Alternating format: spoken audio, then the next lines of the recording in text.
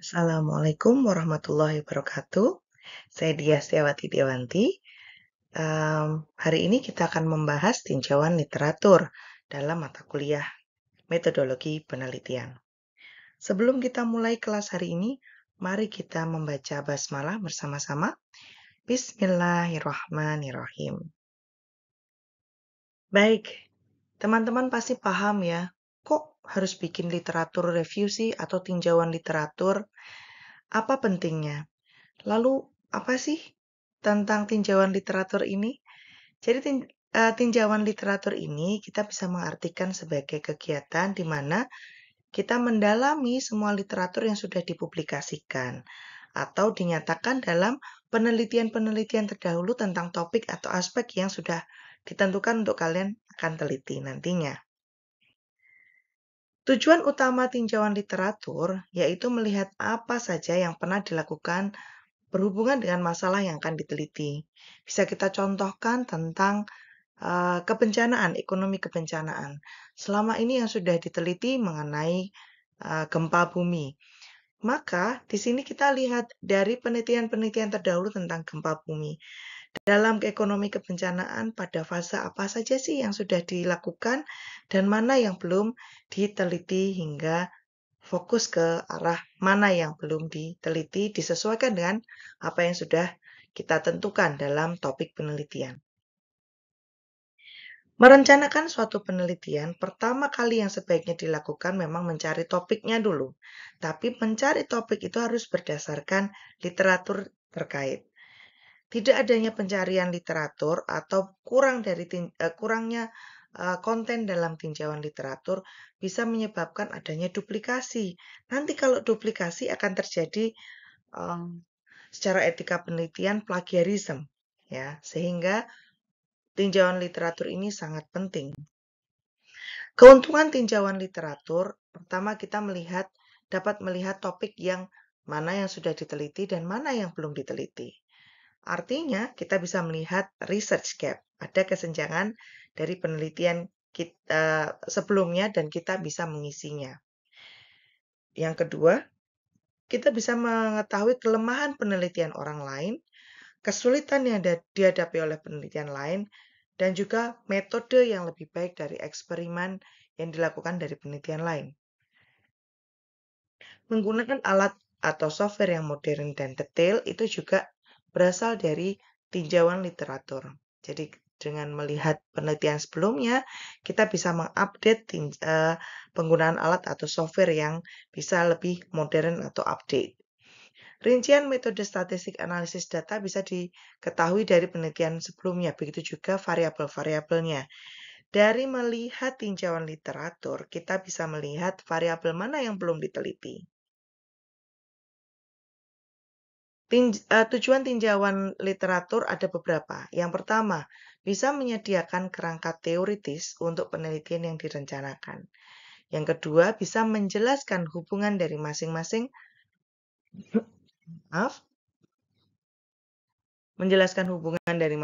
hasil studi dengan studi yang lain. Yang ketiga, menyajikan informasi mengenai populasi dan juga sampel, serta metode yang akan dianalisis data dalam penelitian yang sebelumnya. Mengidentifikasi cara-cara baru untuk dapat menginterpretasikannya dan bisa menjelaskan gap dengan penelitian sebelumnya. Sehingga kalian bisa melihat bahwa, oh, penelitian saya itu masih penting dan belum terkena plagiarisme karena memang ada kesenjangan dari penelitian sebelumnya yang diisi oleh penelitian teman-teman di sini. Tujuan yang kelima yaitu menyelesaikan konflik dari beberapa studi. Saya paham ada beberapa studi yang linier hasilnya. Ada juga dan cukup banyak juga studi sebelumnya itu memiliki konflik di dalamnya. Yang satunya mengatakan positif hubungannya, yang satu mengatakan negatif hubungannya, dan itu penelitian kalian bisa menjadi penyelesaian konflik antara penelitian sebelumnya. Keenam, tujuannya adalah mengidentifikasi penelitian atau studi sebelumnya dalam mencegah duplikasi. Dan tujuan yang terakhir adalah mengerahkan untuk penelitian lebih lanjut Sehingga dalam penelitian Anda pasti akan ada gap yang akan dibuat juga dalam teori atau penelitian, sehingga itu bisa untuk penelitian di masa depan, ya, yang akan dilakukan di masa depan. Bagaimana tahapan dalam tinjauan literatur? Yang pertama adalah pencarian. Dalam melakukan pencarian, kalian harus mengetahui jenis literatur itu. Apakah literatur konseptual atau literatur penelitian? Konseptual adalah literatur dari teori, sedangkan literatur dari penelitian ada beberapa penelitian atau aplikatif, non-konseptual. Yang kedua, menggunakan sumber literatur yang ada. Bisa kalian gunakan dari buku, dari teks, bisa juga dari penelitian sebelumnya dari jurnal-jurnal, maupun dari tesis maupun disertasi. Tetapi untuk skripsi, kami akan arahkan tidak boleh menggunakan sesama skripsi. Jadi yang diperbolehkan adalah bisa menggunakan disertasi, yaitu penulisan karya ilmiah untuk S3 ataupun tesis untuk S2. Yang selanjutnya dalam pencarian harus bisa mengasah keterampilan kalian, karena dalam mencari literatur, kita perlu keahlian untuk itu, sehingga kalian harus mengasah keterampilan kalian. Setelah fase pencarian, yaitu pengaturan. Kalian harus bisa membaca secara efisien. Saat kalian mendapatkan satu jurnal, jangan langsung kalian baca semua jurnal itu. Itu akan memakan waktu kalian. Jadi, lebih baik setelah kalian mendapatkan jurnal tersebut, kalian baca abstraknya dulu. Pahami apa sih isi dalam jurnal tersebut. Nah, setelah itu, teman-teman bisa memasukkan, jika jurnal itu sesuai dengan penelitian yang akan kalian lakukan, bisa kalian save, kalian masukkan di komputer kalian, data manajemen kalian. Ya. Setelah itu kalian bisa menggunakan lacak referensi. Biasanya peneliti ini mengumpulkan informasi dari literatur yang berhubungan dengan menemukan teori yang sesuai. Dari lacak referensi ini, rata-rata peneliti akan mendapatkan banyak informasi-informasi yang bisa mensupport di bagian research gap atau kesenjangan penelitian. Setelah itu menulis penjelasan yang relevan. Dari hasil yang kalian kumpulkan tadi, jurnal-jurnal tersebut, maka kalian akan bisa menyusun yang namanya tabel research gap. Tabel tadi sudah bisa kalian susun berdasarkan nama penelitinya, judulnya, tahunnya, lalu metodenya apa saja, variabelnya apa saja, dia menggunakan data apa saja, dan kesimpulannya apa. Buatlah tabel itu, sehingga setelah itu kalian bisa melihat urutan dan pattern bagaimana kalian bisa menulis penjelasan secara relevan dalam menyusun tinjauan literatur. Tahap berikutnya adalah penggunaan. Dalam literatur yang sudah diatur pada tahap sebelumnya, dapat digunakan untuk menemukan kesenjangan antara penelitian yang dilakukan dengan penelitian sebelumnya dan juga penelitian teman-teman di sini. Dengan cara apa? Setelah kalian pilih topik penelitian, mengembangkan pertanyaan penelitian, mengungkapkan pendapat yang rasional, dapat menghubungkan pendapat dengan teori, baru kalian juga bisa mendesain metode dari hasil tinjauan literatur ini. Tahap berikutnya adalah review atau tinjauan. Dalam proses review ini, teman-teman akan memahami bagaimana tujuan dari tinjauan literatur dan memastikan semua cakupan yang kalian kumpulkan sudah memadai. Setelah kalian sudah memahami tujuan dan memastikan cakupan itu memadai, lalu kalian bisa menulis tinjauan. Menulis dengan menggunakan gaya penulisan akademis. Jangan menggunakan gaya penulisan non-akademis ya teman-teman. Pastikan kalian bisa membaca secara cermat literatur yang ada, lalu kalian simpulkan dan tuliskan menggunakan penulisan sendiri. Dari sinilah teman-teman akan terasah membuat tinjauan literatur. Beberapa strategi dalam menyampaikan tinjauan literatur. Yang pertama, harus mengungkapkan tinjauan literatur yang berkaitan erat dengan variabel penelitian. Bu Didi, kalau misalnya ada variabel yang tidak sesuai, apakah perlu dibahas? Tidak perlu dibahas secara panjang lebar, tetapi cukup dimasukkan saja sebagai informasi tambahan. Tetapi yang perlu diulas cukup detail adalah di dalam literatur review itu atau tujuan literatur tinjauan literatur itu adalah variabel-variabel yang sesuai dengan variabel penelitian kalian. Yang kedua, mengungkapkan tinjauan literatur dimulai dari paparan variabel independen dulu atau variabel bebas. Sehingga dalam dependent variabel bisa memiliki cakupan yang luas. Dari variabel bebas baru ke variabel dependent. Jadi jangan terbalik dari variabel dependent dulu, tapi ungkapkan paparan dulu dari variabel independen. Yang ketiga, mampu mengungkapkan berbagai hal yang masuk dalam karakteristik sampel serta demografi di dalamnya. Dijelaskan bagaimana populasinya dan bagaimana sampel yang diambil. Dalam menyusun landasan teori, teman-teman harus bisa memahami dan memahami dari pembeda antara dalam dua variabel, yaitu variabel independen dan dependen. Variabel dependen itu adalah variabel yang menjadi fokus. Dia adalah aktor utama dari penelitian tersebut. Sehingga variabel dependen ini menjadi hal yang akan dipengaruhi oleh variabel independen. Variabel independen itu adalah yang mempengaruhi yang tadi, aktor tadi, ya, aktor dari penelitian tadi. Lalu bagaimana jika penelitian teman-teman adalah kualitatif? Dalam kualitatif harus terdiri dari satu fenomena. Fenomena tersebutlah yang kita sebut sebagai variabel dependen, yang itu harus kalian ungkap secara lengkap, gitu ya. Nah, variabel dependen atau fenomena gap itu, fenomena tersebut menjadi aktor utama di penelitian tersebut. Di dalam kualitatif bukan variabel independen, tapi adalah faktor yang mempengaruhi apa yang ingin kalian lihat.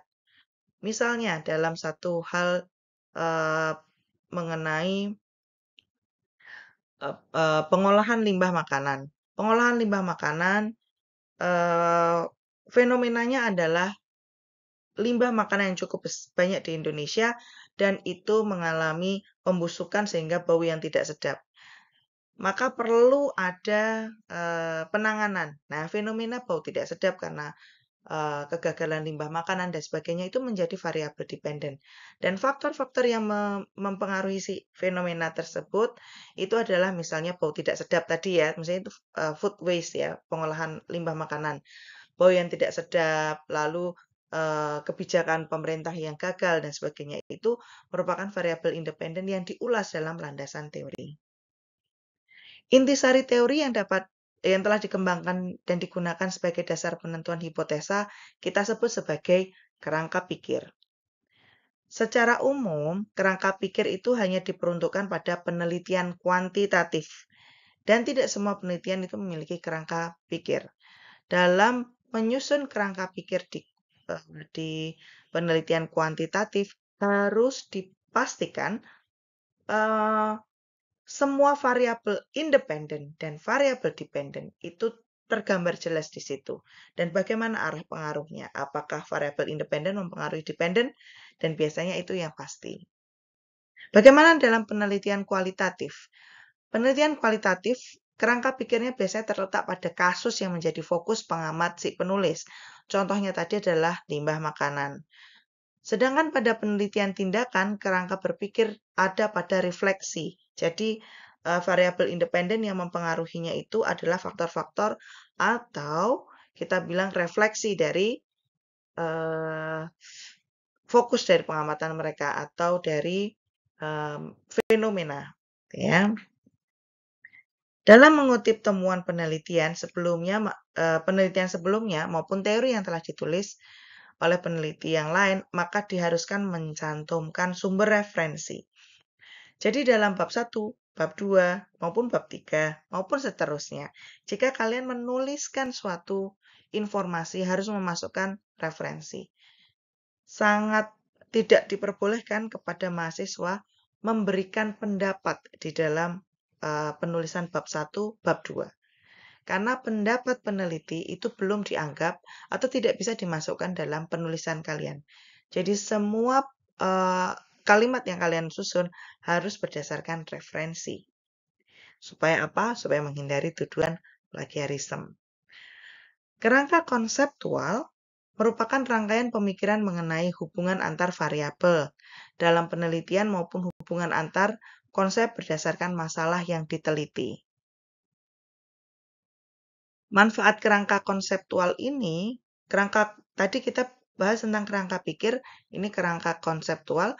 Kerangka konseptual ini biasanya mengarahkan peneliti untuk fokus dalam bentuk yang diuji atau dalam hipotesanya. Kerangka konseptual memudahkan peneliti untuk mengidentifikasi penelitian dari sisi variabel bebas dan variabel terikatnya, independen dan dependen tadi. Nah, ini adalah ini adalah kesalahan yang sering muncul pada literatur review. Yang pertama, ulasan tidak logis terorganisir. Biasanya terjadi jika peneliti itu tidak menyusun terlebih dahulu dari literatur yang terkait. Rata-rata hasilnya adalah paparan penelitiannya menjadi berantakan. Kita tidak memahami mana yang fakta, mana yang non-fakta. Kedua, ulasan tidak terfokus ya karena berantakan tadi, karena aspek penting dari studi penelitian itu malah kadang-kadang tidak tertuliskan di situ.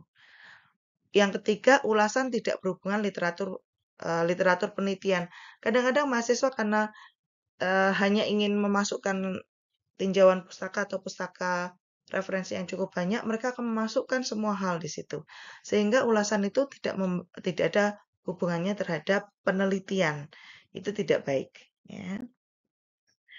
Terlalu sedikit referensi atau mengutip referensi yang terlalu lama. Mahasiswa kadang-kadang kesalahan yang utama adalah daftar pustaka. Daftar pustaka itu kita akan cek rata-rata mereka akan menggunakan 10 tahun, 20 tahun, tahun 80, tahun 70, bahkan ada tahun 2000. Itu adalah penelitian yang usang. Atau penelitian yang lama referensi itu sudah tidak lagi digunakan. Mengapa? Karena perubahan perilaku manusia. Data 5 tahun itu adalah adalah referensi data yang bisa kita gunakan. Jika sekarang 2025, batas yang terakhir adalah 2020. Maka gunakan referensi di atas lebih dari 2020. Dan sedikit referensi juga membuat pemahaman kami terhadap penelitian yang kalian susun itu, apakah ini real, apakah ini bisa akademik atau tidak. Maka referensi harus dihitung, referensi harus bisa dimasukkan cukup banyak. Rata-rata referensi di skripsi yang bisa kita terima minimal 3 halaman. Itu bisa terdiri dari sekitar 50 atau 60 referensi ya untuk skripsi. Ulasan tidak ditulis dalam kata-kata penulis sendiri. Nah, ini yang sering kami dapatkan, kasus-kasus plagiarisme. Sehingga Turnitin mendapatkan nilai lebih dari 20% similarities. Karena teman-teman hanya copy and paste. Teman-teman diharapkan bisa memparafrase penulisan-penulisan dari penulis sebelumnya atau literatur sebelumnya ditulis dengan bahasa yang kalian miliki. Harapannya adalah memparafrase dari penelitian sebelumnya. Ulasan dibaca seperti serangkaian ringkasan terputus-putus. Karena tidak memiliki tabel literatur review atau tabel research gap, teman-teman biasanya memberikan ulasan itu kayak belum selesai, tapi seperti belum selesai, tapi kalian lanjutkan ke yang lain, sehingga kita membaca, para pembaca itu tidak merasakan ada alur yang cukup jelas. Referensi yang baru-baru dihilangkan. Penelitian itu diharapkan memiliki state of art atau kebaruan. Jadi saat kalian menyusun semua tabel referensi tersebut, research gap tersebut, kalian harus bisa menjelaskan apa kebaruan dari penelitian kalian. Beda tempat, bisa juga beda waktu, beda kondisi, variabel berbeda, atau metode yang berbeda, itu bisa menjadi state of art. Selanjutnya kita akan membahas tentang penyusunan hipotesa. Hipotesis merupakan penjelasan sementara tentang perilaku, fenomena atau keadaan tertentu yang sudah terjadi dan akan terjadi. Hipotesis biasanya diangkat dari suatu teori dan studi atau studi empiris yang biasanya kita pilih saat melakukan tinjauan literatur. Jadi hipotesis adalah suatu teori, bukan hasil penelitian teman-teman. Karena hipotesa ini berada pada bab 2, kita mengharapkan dari hasil tinjauan literatur dari konsep, teori, dan sebagainya, maupun penelitian sebelumnya, maka akan menghasilkan hipotesa. Penyusunan hipotesis memiliki karakteristik sebagai berikut. Pertama, penjelasannya harus masuk akal. Contohnya, populasi berpengaruh signifikan dan berpengaruh negatif terhadap pertumbuhan ekonomi. Maka saya akan memberi catatan di situ, karena dalam populasi semua teori itu akan meningkatkan pertumbuhan ekonomi, karena SDM akan meningkat, jumlah SDM meningkat, dan sebagainya. Nah, penjelasan yang masuk akal ini harus ada dasarnya jika kalian memasukkan hipotesa. Yang kedua, keselarasan dengan penelitian sebelumnya. Harapannya informasi hipotesa yang kalian susun adalah berdasarkan penelitian sebelumnya. Bu, apa yang terjadi jika penelitian sebelumnya terdapat banyak konflik? Maka buatlah disesuaikan sesuai dengan teori yang ada, ya, buku teks. Yang ketiga, perkiraan yang tepat dan terukur dan juga dapat diuji. Hipotesa ini dapat diperoleh dengan dua cara. Yang pertama berdasarkan induktif dan juga deduktif. Hipotesa dari induktif itu didapatkan dari menyusun generalisasi berdasarkan observasi yang ada. Sedangkan deduktif diperoleh dengan menggunakan cara logika dari penemuan sebelumnya, atau didasarkan pada hal-hal yang biasanya bisa kita terima kebenarannya. Karena deduktif itu akan menghasilkan suatu teori. Hipotesa statistik akan terdiri dari hipotesis 0 dan hipotesis alternatif, H0 dan HA. Jadi dalam penulisan hipotesa harus ada H0 dan HA-nya. Hipotesa penelitian menerangkan asumsi hubungan ataupun perbedaan antar variabel. Apakah itu non-directional, hipotesis tanpa arah, atau hipotesis yang mengarahkan. Sehingga bisa kita melihat tujuan penelitian itu bertujuan untuk melihat apakah tidak sama dengan atau sama dengan yang disampaikan berdasarkan studi sebelumnya.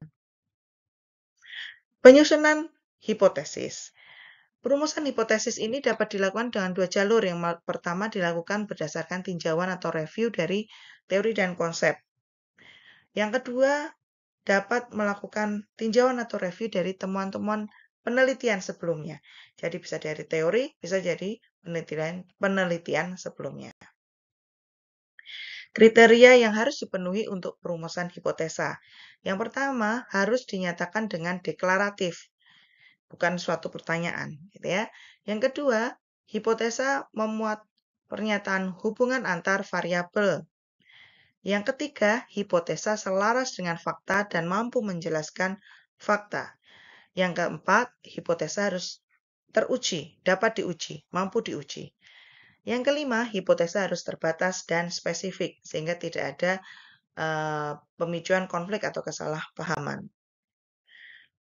Peneliti diharuskan mampu menggali beberapa sumber hipotesa dengan syarat sebagai berikut. Satu, harus berwawasan luas untuk pemecahan masalah. Yang kedua, kalian harus memahami informasi mengenai lokasi, objek, dan juga berbagai hal yang berkaitan satu dengan yang lainnya. Yang ketiga, mampu mengaitkan suatu kondisi fakta yang sesuai dengan kerangka teori yang bersangkutan. Berdasarkan studi, sumber maupun referensi untuk perumusan hipotesa dapat diperoleh dari yang pertama ilmu pengetahuan dan pemahaman mendalam tentang fenomena yang dikaji.